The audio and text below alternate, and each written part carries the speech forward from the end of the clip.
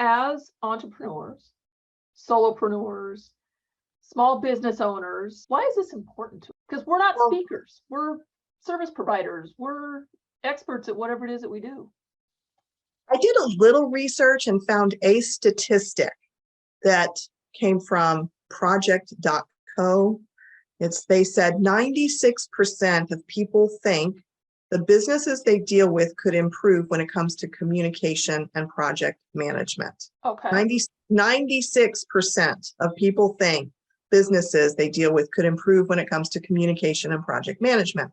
Clearly, this kind of communication where you're talking is just one part of that.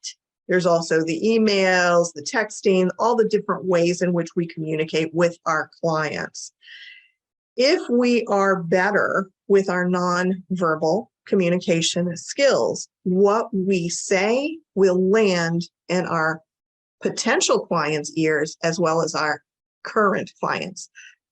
If it's a potential client, if you're more interesting to listen to when you're explaining what your service or products are, they're more likely going to listen to you. And if you're paying attention to their nonverbals, you'll more likely stop yourself from doing a throw up on them and ask them questions. Right? I just had an aha moment with you. So okay.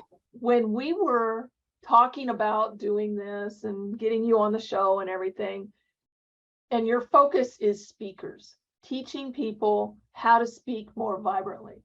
And as a service provider of technology, I mean, you can't get more boring than that.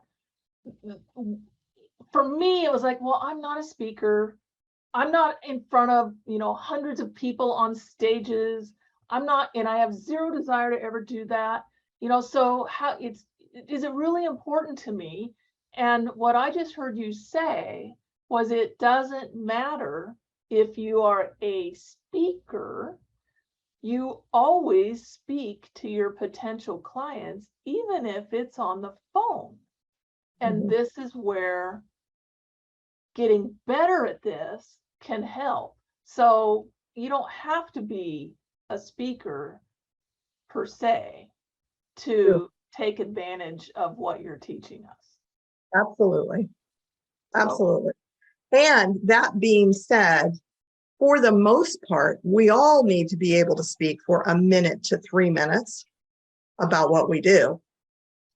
Of course.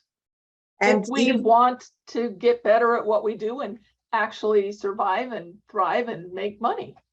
Exactly. So even if you don't want to be the best speaker you could possibly be, and I know there's lots of people like you, Dotty. In fact, I used to feel that way. I used to feel like, why? Here's something that used to happen to me. I get in visions that pop into my head. No, I'm not crazy. They just come into my head. And for years, I got the vision of me speaking on a big stage with a few hundred people in the room. And every time for years, I said, no, thank you. I pushed that away because like you, I was like, I don't want to go through all that work. It takes work to be a good speaker.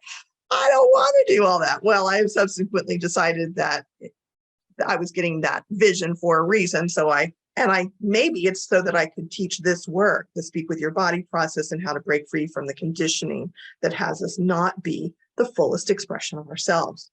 But back to you and this, I work with entrepreneurs more than I work with speakers.